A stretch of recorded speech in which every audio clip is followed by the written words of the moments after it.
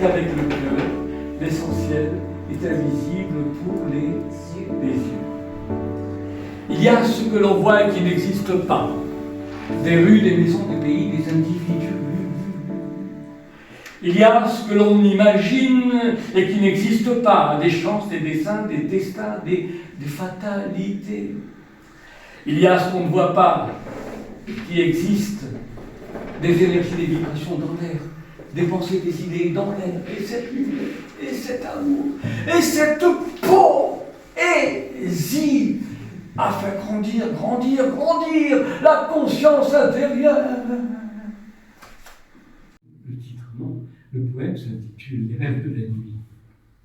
Où vont se perdre les rêves de la nuit, quand les premières lueurs de l'aube pure viennent caresser les images de la vie?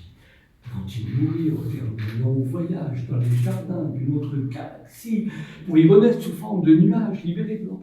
On est réveillé en sursaut, on n'attend pas que le matin se lève. Il n'y a pas de conflit dans la vie, vraiment, oui. Et dans mes rêves, j'ai des conflits. Ah oui, ah ouais. Alors je suis contente de me réveiller. Vous êtes contente de vous réveiller? Oui. Mais vous n'êtes pas nourri au conflit habituellement. Donc c'est à chaque fois. Ah oui. Ah ben écoutez, vous apportez un éclaircissement qui n'est pas le mien. Oui, mais bon, je suis. Qui sont ancrés, ça peut arriver à tout le monde. Vous êtes tous d'accord avec elle? Vous êtes moitié-moitié? Non. Enfin bon, c'est une question. Super bien. Qui ils sont, mais ils n'ont pas de visage. Oui. Ils n'ont pas de traits. Ils sont des monstres alors? Non, pas du tout. Je sais qui ils sont, mais je ne vois pas leur visage. Et c'est toujours en noir et blanc. Ah, c'est couleur. En général, c'est très parfumé.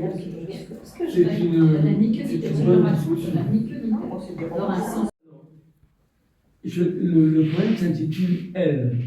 Et il faut savoir, vous allez en savoir plus à fur et à mesure, il faut savoir qu'une personne trans ou transgenre, qui existe, hein, ça existe, est une personne où l'identité de genre s'écarte des attentes traditionnelles, reposant sur le sexe assigné à la naissance. Alors, je l'ai appelé le poème Elle. Et j'aime bien écrire mes poèmes quasiment dès que j'ai une intuition, dès que j'ai une inspiration. Après, bon, je travaille un petit peu, mais parfois, ça me vient directement. Et à chaque fois, donc, je les lis, ces poèmes, parce qu'elles me transposent, comme aujourd'hui, dans des situations que j'ai vécues. Elle se déplace en homme avec élégance et légèreté, le visage drapé dans un sourire d'archange. Face à l'assistance qui retient son souffle d'une voix grave, elle fait jaillir des corridors de lumière hier inexplorés, où se glisse la poésie du doute, des blessures et de l'orgueil. Il suffit alors de fermer les yeux pour mieux entendre, comprendre son cri. Laissez-moi vivre, laissez-moi respirer, laissez-moi être.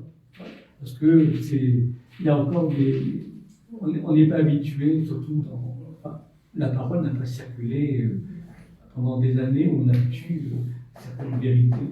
Et donc, voilà. C'est une région de l'Algérie. Et les Kabyles ne sont pas de la même mentalité que les voilà, ils sont des berbères, notamment. Et donc, j'ai vécu 15 ans parmi eux. Et figurez-vous que parfois, j'arrive pas à trouver un mot juste en français, parce que je perds la mémoire avec l'âge, c'est normal. Arrivé en France dans un climat hostile, pour ma part, mes pensées me ramènent aujourd'hui à cette région de l'Algérie. Et là, je me revois avant de prendre le bateau de l'exil. Un bateau, bon, vous savez que tous ces gens-là sont arrivés en 1962, etc. Et tout. Moi, j'avais 15 ans à l'époque. Voilà. Et ceux qui étaient avant l'arrivée de la France, la colonisation française, on les appelait des autochtones. Les pieds noirs, c'est plutôt les Européens qui sont allés travailler, parce qu'il y avait des terres, on leur offrait pour pouvoir, on va dire coloniser, c'est un gros mot, hein, coloniser, mais après ils ont beaucoup aimé ce pays. On hume le miel et ta bouche suspendue aux palpitations de la danse des gouttelettes se remplit du chant salé de la mer. Le trépilement de la pluie sur l'onde est agaçant, cela peut durer des heures. Enfin, le bloc longiligne nappé de fer s'extrait lentement du dernier carré de mer tassé dans le port. Les rochers s'écartent pour libérer le passage de la masse, s'affaissent derrière mon dos, emportant maisons, ruelles, chansons. C'est un choc, une brutalité, le basculement est immédiat. Avant, j'évoluais dans mon enfance de prince, dans l'ambiance chaude des complaintes berbères, mi-sommeillant, mi-éveillé au soubresaut final du monde. Et là, en une fraction de seconde, prise dans la multitude, je devais me tenir prêt au pire, à l'affrontement. Je devins affûté en lecture des signes annonçant les grandes mutations me concernant et à l'échelle qui me dépassait au vaste monde. Mon âme, peu à peu, devint triste. Alors je courus sans répit dans le dénuement et la solitude des pauvres sur l'une des bandes de ciel, celle recouverte de mauve, sans respirer pour mourir pour oublier les gorges de loups secrètes où se jette toute vie blessée. Alger la blanche, pensée sur feuille blanche, pensée d'amour difficile à exprimer en langage des jours, difficile de dire pourquoi cet appel au secours, comment raisonner la déraison qui court vers la mer en impressionnant trouler d'écume. Oh mon pays, je ne t'ai pas oublié, je ne t'ai jamais oublié. Comment aurais-je pu t'oublier? Comment aurais-je pu oublier ta peau de marchande de soie, la cour de ton ventre nu, ton pas qui danse les vols et se déporte vers la clarté de Rome, vers la clarté du monde, vers la clarté des possibles. Car tout est possible. L'amour, la vie inaccessible, le rêve, l'oubli, le vide, l'espoir, la solitude, l'incertitude, la force, la peur, le bien, le mal, l'horreur et la tendresse. Tout est possible. Bleu, tout est écrit, tout est possible. Tout est écrit. Dans ce village, on accueillait tout le monde. Et j'ai connu un petit peu le racisme en arrivant au fur et à mesure en France. Mais là-bas, bon, après, le reste du pays, je le connais beaucoup moins, à part Alger, bien entendu. Mais la Kabylie, proprement dite, on était tous, voilà, c'est pas un mot galvaudé, on était tous des frères, vraiment. Après, et même pendant la guerre, ils nous protégeaient. Pendant la guerre, il y avait les garnisons de l'armée. Et j'ai vécu dans la peur pendant des années. Et c'est incroyable, parce que, je vous confie un secret, c'est que quand on a peur, quand on a 10 ans, 12 ans, c'est la guerre. La guerre a commencé quand j'avais 7 ans. On n'a pas peur, on ne se rend pas compte, vraiment, du danger. Mais c'est des années après, à 30 ans, 40 ans, et tout ça et tout, la peur est revenue. Et je revois, en fait, c'était en Corse, vous aimez la Corse, vous y êtes allé. Oui. Voilà, vous voulez que je vous dise un poème en hommage à un poète, un ami poète qui s'appelle Dominique Otavi. Je ne sais pas si tu connais. Et il est décédé il y a quelques jours, c'était encore présent, quelques semaines. Et donc en pensant à lui, j'ai écrit ce poème. Il m'avait invité pour un festival de poésie. Plus loin que les pays lointains, plus haut que le ciel de montagne, plus sûr que la première parole au commencement du monde, plus pur que l'air qu'il fait quand il neige sur la ville. Il est une terre comme une île, indispensable aux oiseaux et à l'amour, terre fière, guerrière, dans la lumière, terre de liberté, c'est sa force, la Corse.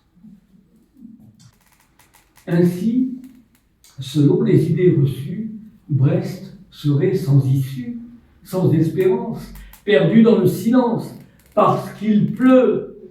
Il pleut sans cesse sur Brest, il pleut sur l'Arsenal, il pleut sur le bateau d'Ouessant, il pleut sur la rue de Siam, et Barbara a disparu emportant avec elle l'âme de Brest. Mais il ne pleuvait pas sur Brest ce jour-là. Le soleil faisait danser le ciel et la vie. L'Atlantique happait Brest, lui donnait sa poétique de l'immensité. J'ai aimé Brest. Dans les bars, C'était au temps où Bruxelles chantait, c'était au temps où Bruxelles bruxelait. Plat pays suspendu dans le mar de bière, terre d'artistes de rue qui rêvent à la mer et aux étoiles qui poussent dans les marges. En vieille France de Belgique, les rues sont beiges de neige. Ici, le ciel en sa saison. Bruxelles, sans sa brume de Brel, ne serait pas Bruxelles. Page de quiétude, pour les gens de peu, terre de silence possible, on démarre le fois. Au-delà de la 24e heure en vieille France de Belgique. Les rues sont belges de neige. Ici, le ciel en sa saison. Bruxelles, sans sa brume de Brel, ne serait pas Bruxelles. Bruxelles, sans sa brume de Brel, ne serait pas Bruxelles. Bruxelles, sans sa brume de Brel, ne serait pas Bruxelles. Interdit la jalousie. Elle prolonge le cri qui s'étouffait hier, croyant donner la vie. Elle fait venir la guerre. Je ne veux pas la faire. Alors, vous allez bien. Vous êtes venus de loin. Et vous avez mis combien de temps pour venir à pied? Et pourquoi ils ont fait le tour du monde? Vraiment, hein. Alors, je vais vous raconter une scène de dispute. J'ai ici. Bien sûr, voilà. Alors, Orléans, vous êtes peut-être qui est. Vous avez entendu que Orléans, c'était Jeanne d'Arc, c'était une statue, la de Martin, vous êtes là. Elle est belle, la cathédrale. Oh là, elle est magnifique. Je l'ai de suite reconnue, aimée, ainsi j'étais sûr qu'elle me resterait fidèle. La pensive d'Orléans, nue dans l'espace intelligent du quartier Campo, rêvait, mi-assise, mi-allongée, la tête doucement inclinée vers la cathédrale. Ses seins, de toute beauté cristalline, dans la matinée de lait, ombrageaient son ventre rond. Ses jambes, en ailes repliées, dessinaient ouvertement le triangle qui donne la vie. Combien de femmes rencontrées n'ont pas cette présence des statues? Aussi, sont des fous. Ils cherchent à s'occuper, ils écoutent tout ce qui se raconte, les petites nouvelles tant intimes que publiques. Telle est la vie que mènent la plupart des gens. Il faut se méfier des gens qui sont les qui grossissent, les fous. Ils aiment son projet, ils passent leur temps à épier, médire, ils jalousent la vie des autres. Les petits sourires, c'est un poème, ça doit faire sourire, ça doit faire réfléchir aussi, ça doit aussi se poser des questions, ça doit s'engager vers des causes humanistes. Et je vais un petit peu faire l'impasse sur tout ça. On va essayer de passer une soirée douce. Elle est déjà bien commencée, cette soirée, n'est-ce pas? Voilà. Et Maria, tu me diras, on peut rester toute la nuit maintenant. Là, mais voilà, on est à 40, je crois, on a commencé à 40 minutes là. Et tout ça, si vous êtes bien, vous restez. Les voyages en train, alors là, c'est un peu osé, mais j'ai envie aussi que la poésie soit un petit peu osée. On est désolé. Le voyage en train, offre une succession de scènes inattendues parfois, par lesquelles un poète interroge ses désirs, ses fantasmes. D'où ce poème écrit un jour, lors d'un trajet en train entre, on dit, Budapest et Szeged en Hongrie. Vous connaissez la Hongrie? Budapest. Ah oui? Oh, mais vous avez beaucoup voyagé. Vous avez travaillé? Bon, Non. Bon, tu connais Budapest. Et j'ai adoré, moi, j'ai fait des festivals de poésie là-bas, à Szeged exactement, en Hongrie du Sud-Est, à côté de la Roumanie. Et je suis allé parfois vers Timișoara d'ailleurs, qui reste encore ancré dans le mémoire. Moi, qui a vécu au Moyen-Âge. Je m'en souviens très bien. Très conservé, franchement. Oui. C'est vrai, quand je me regarde dans la glace, je fais pas mon âge. Moi, venant tout droit du Moyen-Âge. Et c'est pour ça que tout le monde me paraît prendre la voiture, aller à Vence et tout ça. Vence, c'était pas comme ça au Moyen-Âge. Non, c'était même pas un village. On arrivait par le char et tout ça. À cheval, oui, c'est ça. Exactement. Ah oui, elle marchait, alors c'est un beau poème d'amour.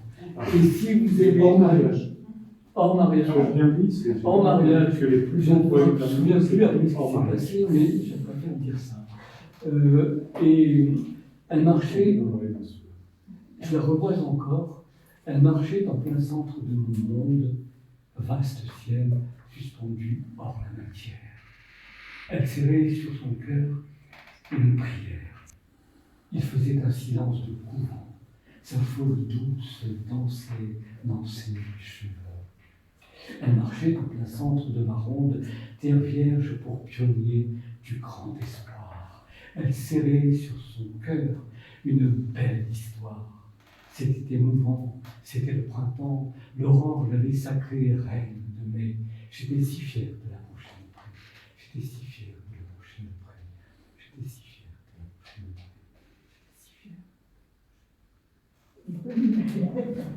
près.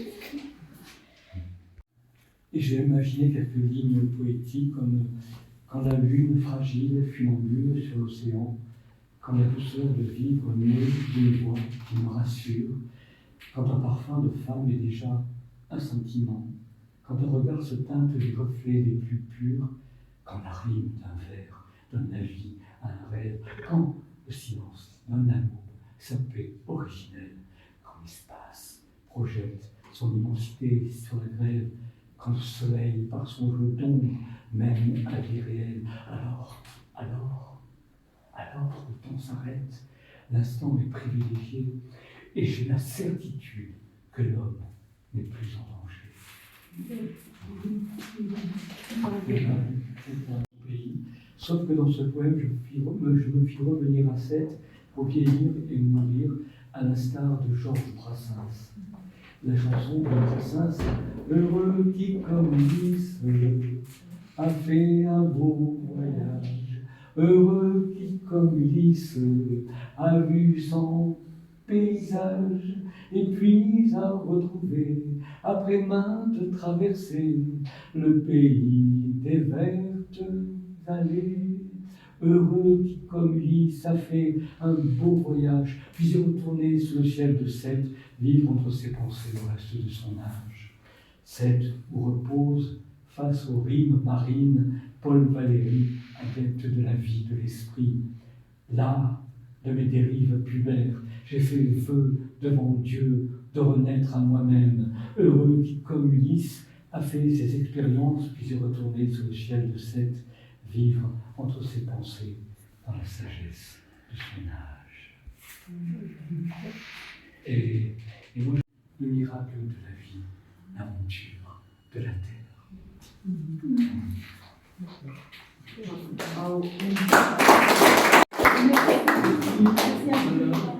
La poésie, c'est le cœur battant de la vie, et que la poésie, contrairement à ce que pensent beaucoup de gens, ce n'est pas juste une illusion ou un doux rêve. Si on a bien écouté Yvan, on a parfaitement bien compris, je crois, que c'est grâce à la poésie qu'il a reconstruit sa vie. Oui. Et qu'il est aujourd'hui, ce soir, parmi nous. Voilà. Il partage cette immense richesse. Voilà. Et ça me rejoint dans cette enfance juvénile, d'avant la guerre d'Algérie, qui a commencé à l'âge de 7 ans, et puis ensuite qui a détruit nombre de foyers, d'illusions aussi. Et donc je retrouve quasiment cette chaleur prénatale, même à la limite, où j'étais dans mon cocon de mère, de maman. Et donc pour moi, c'est vous communiquer cette enfance qui me revient au fur et à mesure, qu'on me fait perdre, qu'on me fait perdre à toutes les étapes de la vie. Voilà. mais que je retrouve à chaque fois grâce à la poésie qui ouvre au monde plus serein, plus... Voilà, vous savez, si vous êtes là, c'est que vous partagez mon sentiment. Voilà. Donc je n'ai pas dit les thèmes plus engagés, plus violents, plus... J'ai voulu qu'on passe une soirée douce, voilà. plus soft et tout. Et en fait, c'est en venant ici, je ne savais pas tous les poèmes que j'allais dire vraiment. Et en fait, ils ont été choisis au fur et à mesure de votre contact. Merci. Avant de vous inviter à boire le verre traditionnel de l'amitié, je vous invite, si vous souhaitez,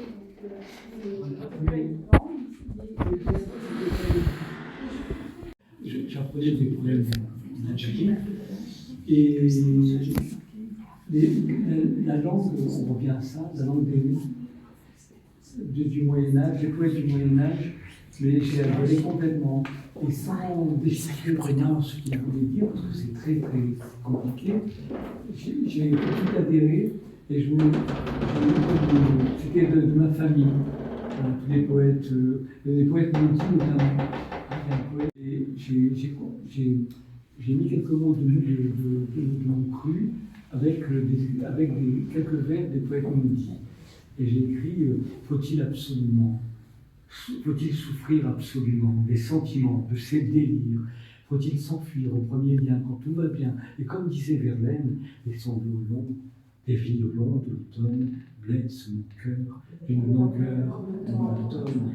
Faut-il souffrir absolument des sentiments de ces déboires? Et comme disait Apollinaire, et le soir vient, et les lys meurent. Regarde-moi, regarde ma douleur, beau ciel qui me l'envoie, une nuit de mélancolie. Faut-il haïr les gens heureux et le ciel bleu? Et comme disait Rimbaud, j'ai appelé les fléaux pour m'étouffer avec le sable, le sang, le malheur a été mon Dieu. Je me suis allongé dans la boue, je me suis séché à l'air du crime. Faut-il absolument souffrir des sentiments de sa folie? Et comme disait Tristan Corbière, j'entends le vent du nord qui beugle comme un corps. C'est là la lie des trépassés, ô poète maudit, ô poètes incompris de votre errance et votre souffrance, aimez votre chérie.